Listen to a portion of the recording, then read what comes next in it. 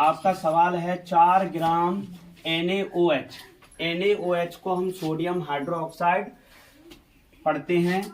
तो यहाँ sodium hydroxide को 100 मिलीलीटर जल में विलय करने पर विलयन की मोलरता ज्ञात कीजिए। तो हमें क्या ज्ञात करना है? मोलरता ज्ञात करना है। तो मोलरता ज्ञात करने के लिए सबसे पहले हमें फॉर्मूला आना चाहिए। क्या आना चाहिए? फॉर्मूला। फॉर्मूला का अर्थ होता है सूत्र। तो मैं आपको सूत्र बताता हूं। तो सूत्र होता है आपका M बराबर WB अपॉन में MB इंटू 1000 अपॉन में आयतन मिलीलीटर। ठीक, तो ये आपका फॉर्मूला है। तो इस फॉर्मूले में हमें इस सूत्र में मान रखने के लिए हमें इस क्वेश्चन से सारे मान निकालना है। तो हम मान निकालेंगे, अब समझेंगे। 4 ग्राम NaOH मतलब जो सोडियम हाइड्रोक्साइड है वो आपका विलय है किसमें? जल में। तो मैंने क्या किया, चित्र के माध्यम से आपको समझाता हूं। ये आपका मैंने जल लिया, और जल मैंने कितना लिया है बेटा? 100 मिलीलीटर लिया है। कितना लिया है? 100 मिलीलीटर। अब इसमें हम विलय क्या कर रहे हैं? किसको बोलना है? सोडियम हाइड्रोक्साइड को हम बोलना है। और जो सोडियम हाइड्रोक्साइड है वो कितना है? 4 ग्राम है। कितना है? 4 ग्राम। ठीक, तो हमारे सबसे पहले 4 ग्राम है। तो हमें अब क्या करना है? यहाँ WB का मतलब होता है वेट, तो आपका मतलब विलय का भार। ठीक है, फिर विलय का अणु भार ज्ञात करेंगे। तो हम पहले यहाँ लिखेंगे गणना, या दिया है। ठीक है, तो आपको WB बराबर कितना दिया है? 4 ग्राम लिख देंगे। ठीक, उसके बाद MB मोलर जो आपका है द्रव्यमान ज्ञात करना है, अणु भार ज्ञात करना है विलय का। तो विलय का अणु भार ज्ञात करना आज मैं सिंपल तरीके से आपको सिखाता हूँ। ठीक है, तो पहले यहाँ मैंने बोर्ड पे लिख दिया Na फिर O फिर H। अलग अलग तत्वों को अलग अलग तरीके से उनके नाम लिख दिए हैं। ठीक है, अब यहाँ सोडियम को हमें परमाणु क्रमांक याद होना चाहिए। अगर जिनको याद नहीं है 1 मिनट में सिखाऊंगा आपको। तो मैं क्या करता हूँ, बीच में जो डंडा लगा है N में वो उसको हटा देता हूँ। हटाने के बाद जो A बचा है, A अपना कोई डिजिट नहीं है, आगे डिजिट आपका बनना है 11। तो सोडियम का परमाणु क्रमांक कितना है? 11। ठीक, अब हमें इसका परमाणु क्रमांक नहीं लिखना है, हमें इसका अणु भार ज्ञात करना है। तो इसका हम दुगना करेंगे, 11 दूनी 22। लेकिन इसका परमाणु द्रव्यमान होता है वो 22 नहीं होता है, इसका परमाणु द्रव्यमान इसका होता है 23। कितना होता है? 23। ठीक है, अब ऑक्सीजन का परमाणु क्रमांक कितना होता है? हमारी पिछली वीडियो भी आप देख सकते हैं, हमने ऑक्सीजन का परमाणु क्रमांक भी बताया कैसे। जिनको नहीं आता है तो एक O और नीचे लगा दो। तो ऑक्सीजन का परमाणु क्रमांक कितना होता है? 8। लेकिन हमें परमाणु क्रमांक नहीं चाहिए, हमें क्या चाहिए? अणु भार चाहिए। ठीक है, परमाणु द्रव्यमान भी कह सकते हैं। तो ऑक्सीजन का 8, 8 दूनी 16, तो इसका दुगना हो जाता है। हाइड्रोजन का परमाणु क्रमांक 1, द्रव्यमान भी 1 होता है। तो हम इनको काउंट कर देंगे तो कितना आ जाएगा? 23 और 16 कितने होते हैं? 39। 39 और 1 कितना हो गया? 40। तो हमने ये ज्ञात कर लिया विलय का अणु भार, या कह सकते हैं द्रव्यमान। ठीक, कितना दिया है? 40। क्लियर। अब भी मतलब वॉल्यूम मतलब आयतन। आपका आयतन कितना दिया है? आयतन आपको दे रहा है 100 मिलीलीटर। कितना दे रहा है? 100। तो हमने यहाँ लिख दिया 100 मिलीलीटर। ठीक है, यहां तक किसी को कोई समस्या नहीं है। अब मैं मान रखता हूं M बराबर WB का मान कितना है? 4।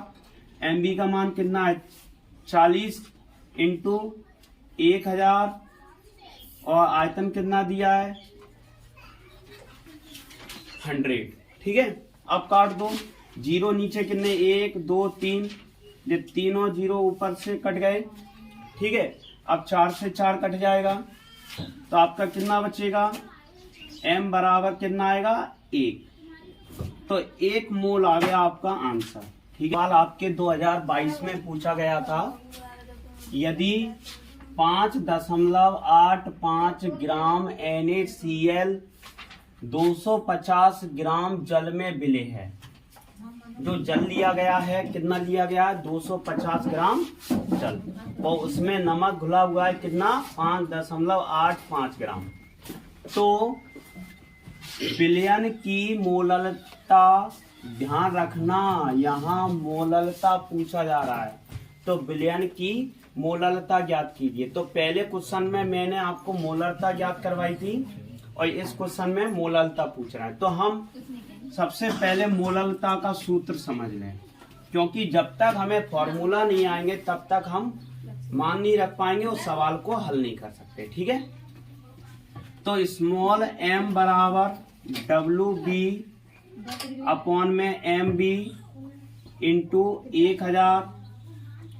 तो ध्यान रखना, पहले हमने मोलरता में भी रखा था। ठीक है, क्या रखा था? भी मतलब आयतन। तो हमने हमारी इससे पहले भी यूनिट 2 में जो हमने वीडियो अपलोड की थी उसमें हमने आपको ये बताया था कि इनकी परिभाषाएं कैसे याद रखें, मोलरता, मोललता, फॉर्मलता। तो आप देख सकते हैं ट्रिक के माध्यम से मैंने समझाया आपको। ठीक है, तो यहाँ मोललता में हम विलायक लेते हैं। क्या लेते हैं? विलायक। तो इसलिए यहाँ अब यहाँ किसका भार होगा? विलायक का। तो हम WA लिखेंगे और वो काय में रहेगा? आपका ग्राम में।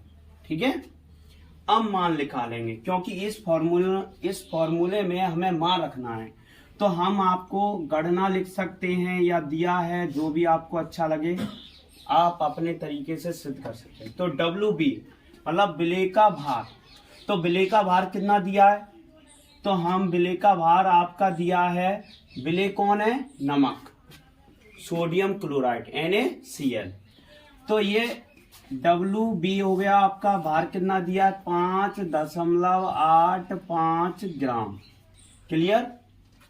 नेक्स्ट, अब MB मतलब विलय का अणु भार। तो विलय का हमें अणु भार ज्ञात करना है। अब विलय क्या है? NaCl।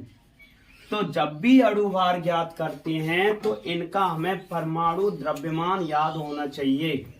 तो आप इनका निकाल सकते हैं, ने आपको इनके मान याद ही करने पड़ेंगे, लेकिन मैं निकालना सिखाता हूं, याद करना है वो आपके ऊपर है। ठीक, तो हमने पहले भी आपको बताया था सोडियम का परमाणु क्रमांक कितना होता है?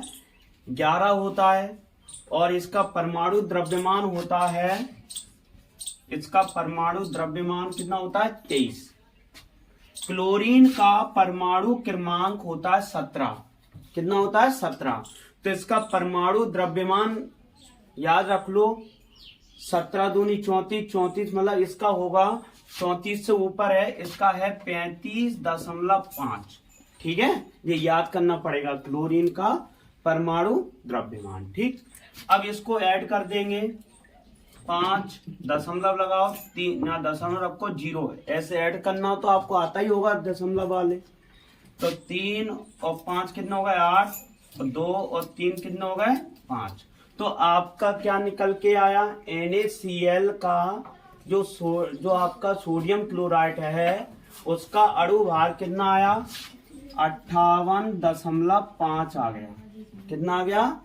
58.5। अब हमें भार WA का मान चाहिए। तो WA, तो विलय का भार कितना दिया है? 250 ग्राम। तो WA बराबर 250। यहां तक ये करने के बाद फिर आप आसानी से सवाल को बिल्कुल अच्छे से हल कर सकते हैं। ठीक है, तो देखो अब मैं मान रखता हूं। तो M बराबर WB का मान कितना है बेटा? 5.85। MB का मान कितना है? 5.8 मतलब 58.5 गुणा 1000। तो यहाँ पर आपको क्या, अब WA का मान कितना है? WA का मान दिया है 250। ठीक है, तो 250 का 1000 में भाग दे दो, कितनी बार गया? 4 बार गया। तो आपका क्या लिखा है यहाँ पर? M बराबर 5.85 और यहाँ 58.5 गुणा 4। अब यहाँ आपको एक ही समस्या रहती है हमने देखा है बहुत से बच्चों को भाई दशमलव लग गया तो वो कंफ्यूजन हो जाती है, अब काटेंगे कैसे। तो मैं बताता हूं आपको अच्छा तरीका, ठीक है। नीचे दशमलव लगाए 1 अंक बाद तो ऊपर 10 का गुणा कर दो, और ऊपर के अंक बाद दशमलव लगाए 2 अंक बाद तो नीचे 100 का गुणा कर दो, ठीक है।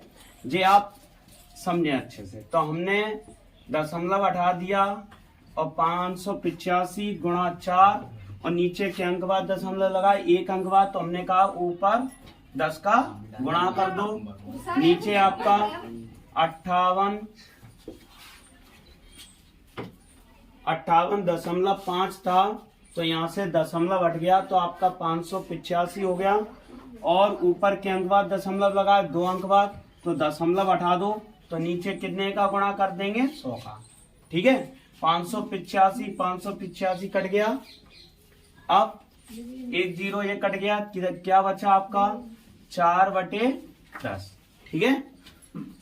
अब इसका भाग तो आप दे ही सकते हैं, तो 10 का भाग 4 में देना है तो आपका कितना आएगा m बराबर 0.4।